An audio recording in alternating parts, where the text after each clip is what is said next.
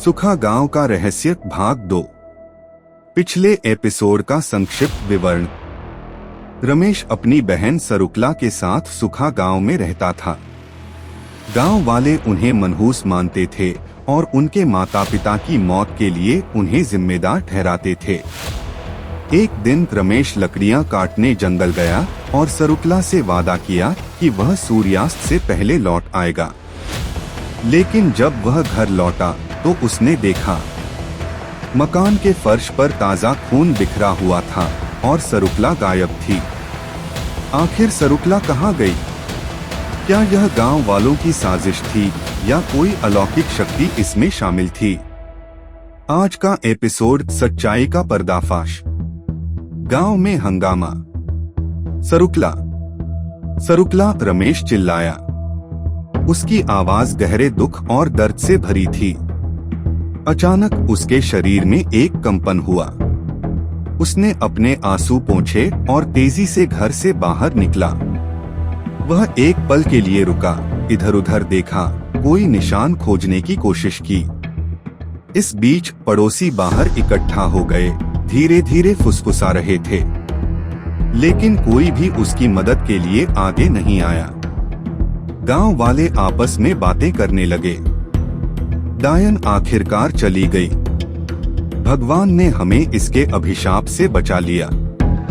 देखते ही देखते सरुकला के लापता होने और घर में बिखरे खून की खबर आग की तरह फैल गई। हैरान और गुस्से में रमेश ने पूरे गांव में सरुकला को ढूंढा।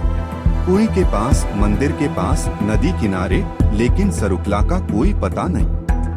आखिरकार वह दौड़ता हुआ गांव के प्रधान सुखा प्रधान के घर पहुंचा। सारा गांव मशाले लेकर वहां इकट्ठा हो गया।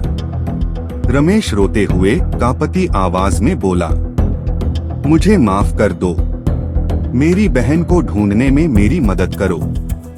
मैं जीवन भर तुम्हारी सेवा करूंगा, बस सरुकला को वापस ले आओ। लेकिन प्रधान एक धूर्त और घमंडी व्यक्ति था। वह अंधविश्वास फैलाकर गांव वालों को अपने बस में रखता था। जो कोई भी उसके विचारों के खिलाफ जाता, उसे वह दानव या राक्षस घोषित कर देता। रमेश हमेशा से उसके लिए एक खतरा था। प्रधान ने अपनी आंखें बंद की और जोर जोर से मंत्र बुदबुदाने लगा, मानो वह भगवान से कोई संकेत मांग रहा हो।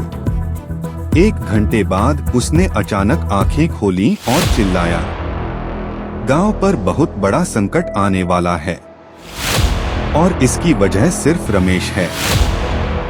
अगर हमें गांव को बचाना है तो इसे खत्म करना होगा।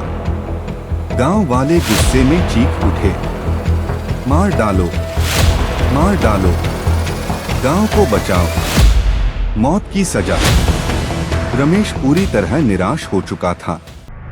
उसे लगने लगा, हाँ, ये सब मेरी ही गलती है। पहले मैंने अपने माता पिता को खो दिया, अब मेरी बहन भी चली गई। शायद मैं सच में मनहूस हूँ। प्रधान ने अपना अंतिम फैसला सुनाया, इसे गांव के सबसे पुराने पेड़ से बांध दो। सूरज निकलते ही इसे बलि चढ़ा दिया जाएगा।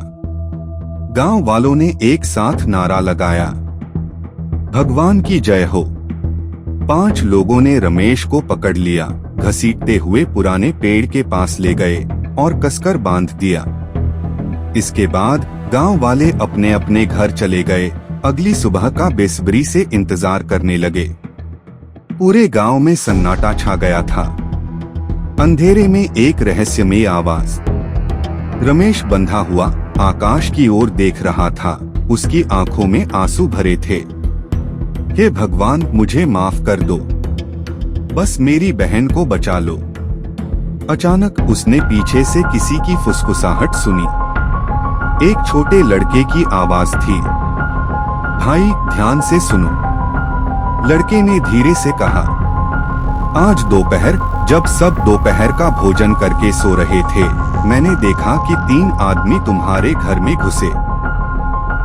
10 से 15 मिनट बाद वे एक काले रंग के बोरे में कुछ भारी चीज लेकर बाहर निकले। रमेश की धड़कन तेज हो गई। मैं उनका पीछा करने लगा। वे जंगल की ओर चले गए। रमेश हैरान था। उसके हाथ अभी भी बंधे थे, लेकिन अचानक उसने महसूस किया कि उसकी रस्सियां ढीली हो रही हैं। जैसे ही वह आजाद हुआ, उसने पीछे मुड़कर देखा, बट वह लड़का अंधेरे में गायब हो चुका था। रमेश ने गहरी सांस ली और बिना कुछ सोचे समझे जंगल की ओर दौड़ पड़ा। अगले एपिसोड में जंगल का रहस्य। वे 3 आदमी कौन थे? काले बोरे में क्या था? क्या सरुकला जिंदा है? जानने के लिए अगले भाग का इंतजार करें।